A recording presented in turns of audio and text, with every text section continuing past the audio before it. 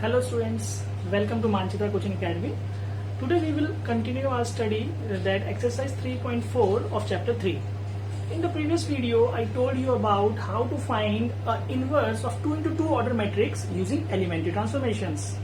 Now we will continue our 3.4 and we will today study how to find inverse of a 3 into 3 order matrix using elementary transformations. So I have written the topic here, finding inverse of 3 into 3 order matrix using elementary transformations. This ET means elementary transformation.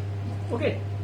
Now in the previous video I also told you that there are few steps, some specific steps which we will follow for a 2 into 2 order, and it will become much easier for us to find the inverse of a matrix.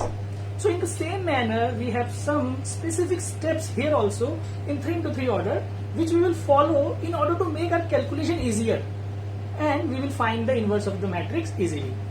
But in case of 3 into 3 order, we will have 6 different steps. As you know, in the 2 into 2 order, we have done 4 steps. Now, I'll tell you the steps one by one. You just note it down with me. So, you write down the steps with me. The first step will be make A11, make A11 1. Now, you already know how to make A11 1. So, if we have to make any element as 1, what we will do? We will divide that row with the same value. Means we will use R1 tends to R1 divided by A11.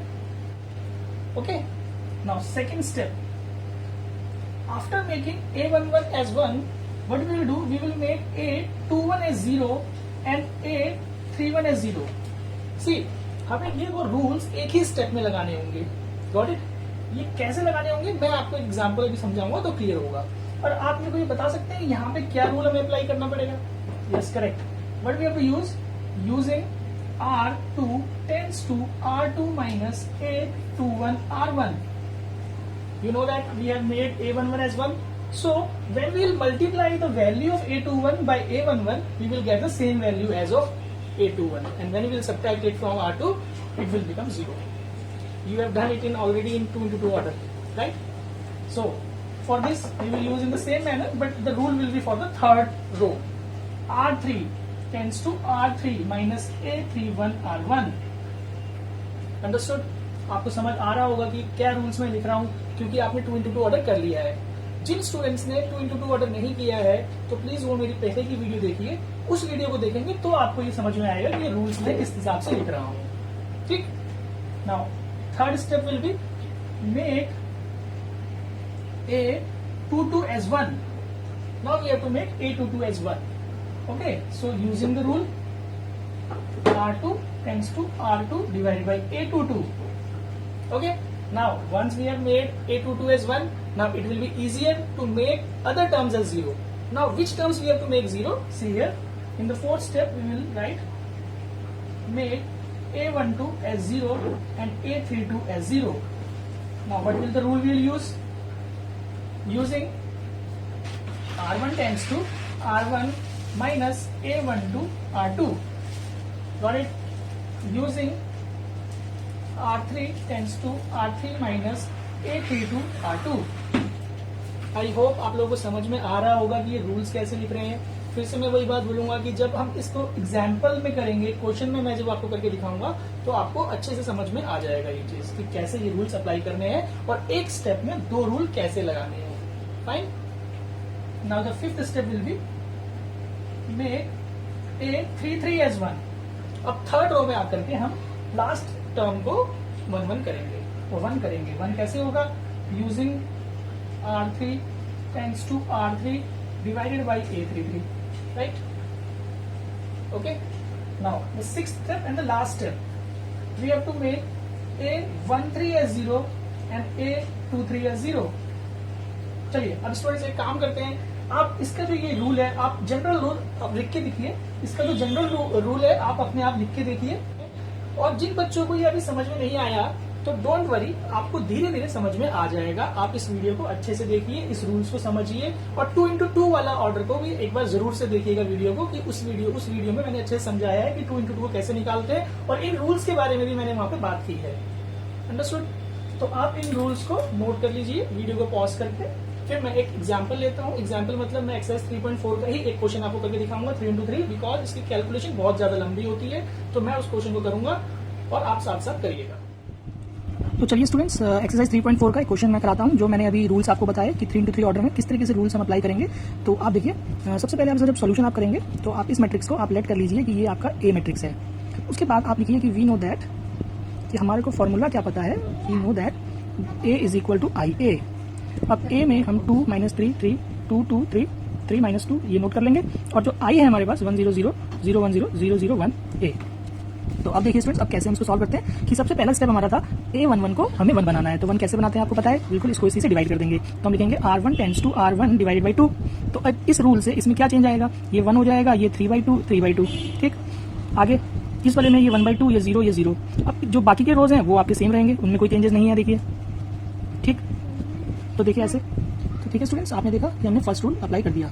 अब ये 1 बन चुका है, तो हमें अपना second rule लगाना है। और मैंने क्या बताया था कि सेकंड स्टेप में 2 रूल एक साथ लगेंगे, तो उसके लिए ये दोनों को 0 बनाना है, a21 एंड a31 को। तो देखिए r2 में हम लगाएंगे r2 - 2r1 और r3 tends to r3 - 3r1। आप लोगों को समझ आ रहा होगा कि हमने किस तरीके से रूल लगाया है इसको 0 बनाने के लिए, बिकॉज यहाँ 1 बन चुका है।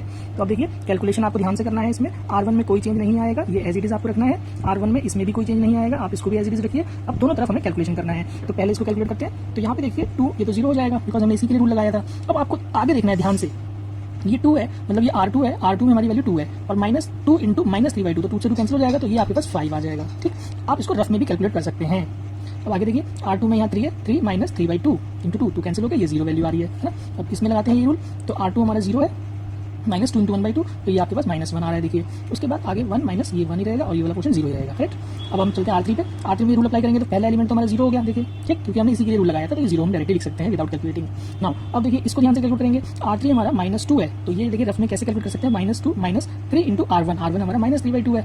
तो आप देखिए क्या बन रहा है, ये +9/2, तो इसका हम एलसीएम मिलेंगे तो ये हो जाएगा -4 + 9/2, तो यानी कि ये आपका बन गया 5/2। आपको आ रहा होगा समझ में, ये रफ वर्क है, आप रफ पोर्शन में कर सकते हैं। नाउ आगे बढ़ते हैं, r3 is 2 and 3 into 3/2। तो आप देखिए इसमें क्या आएगा, इसमें भी सेम इसी तरीके से कैलकुलेशन है कि 2 - 3 into 3/2, तो यहाँ पे 2 - 9/2, तो ये आपका हो गया भाई -5/2। ध्यान से देखिए, ठीक, समझ में आया होगा।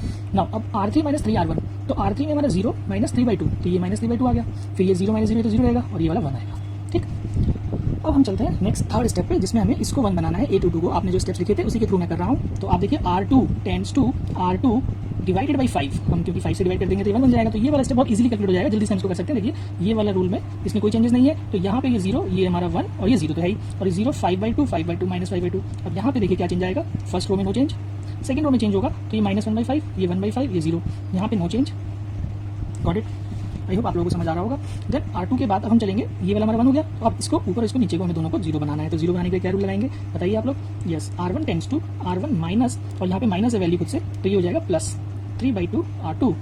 ठीक, r3 tends to r3 minus 5/2 r2।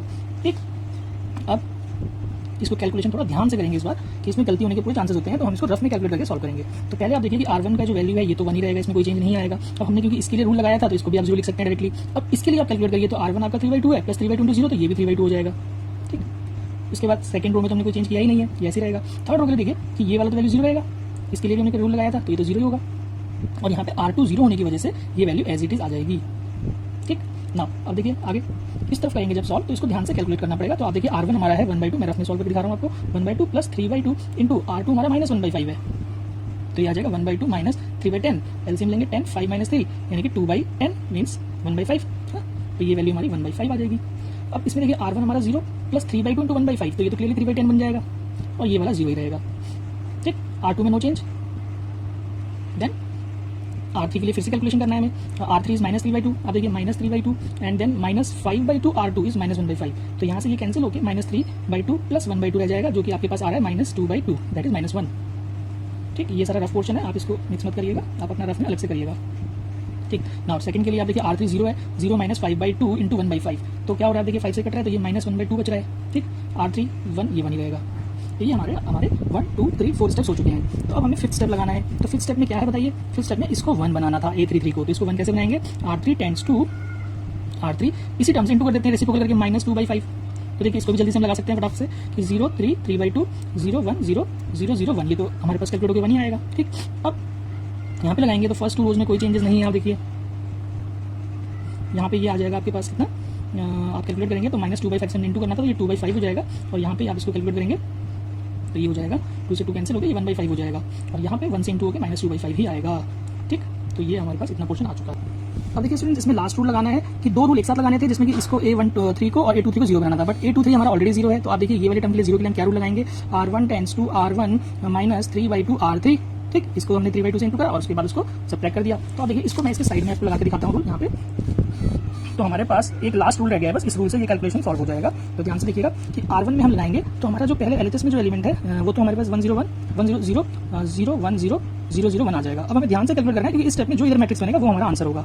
ठीक, तो अब देखिए हमने रूल क्या लगाया हुआ है, R1 माइनस 3/2 R3। तो R1 हमारे पास है 1/5 माइनस 3/2 R3 है 2/5। देखिए 2 कैंसिल हुआ, 1/5 माइनस 3/5, तो ये आ गया -2/5। तो यहाँ पे हमारा फर्स्ट एलिमेंट आता है -2/5। ठीक, now अगले के लिए करेंगे हम सॉल्व, 3/10 माइनस 3/2 इंटू 1/5। तो आप बताइए क्या होगा, तो 3/10, ये भी 3/10, तो ये तो हमारा 0 आ जाएगा। आ रही समझ बात। उसके बाद लास्ट स्टेप में हम क्या करेंगे, R1 हमारा 0 है, माइनस 3/2 इंटू R3 हमारा -2/5 है, तो ये से कैंसिल हो गया, ये 3/5 आ जाएगा। तो बस हमारी कैलकुलेशन हो गई है, और जो बाकी हमारा R2 था उसमें तो कोई चेंज नहीं आएगा। ये हमारे पास हमारा A इनवर्स आ गया। आपको ये लिखना last step. So therefore A inverse is equal to -2/5 0 3/5 -1/5 1/5 0 2/5 1/5 -2/5 is the solution answer. आप इसको पीछे से आंसर को वेरीफाई कर सकते हैं। तो आई होप स्टूडेंट्स आपको समझ आया होगा कि 3/3 में किस तरीके से हमें जो स्टेप्स मैंने आपको लिखवाए थे उस स्टेप्स का यूज करते हुए किस तरीके से इन्वर्स निकालना है। स्टूडेंट्स आप ध्यान रखिएगा कि इस क्वेश्चन में कैलकुलेशन सबसे ज्यादा इंपॉर्टेंट रोल प्ले करता है, क्योंकि आप रूल तो अच्छे से लगा लेंगे, बट अगर आपका कोई भी एक भी पार्ट कैलकुलेशन में गलत हो गया तो आपका फिर आंसर एक्जैक्ट करेक्ट नहीं आएगा और आप अपने मार्क्स लूज कर देंगे। तो आई होप आपको ये वीडियो समझ में आया होगा। अगर आपको ये वीडियो समझ आया हो तो आप प्लीज़ इसको लाइक कीजिएगा और इस चैनल को सब्सक्राइब कीजिए, जिससे कि मैं आपको और भी आगे अच्छी वीडियोस सेंड करता रहूँगा। Thank you.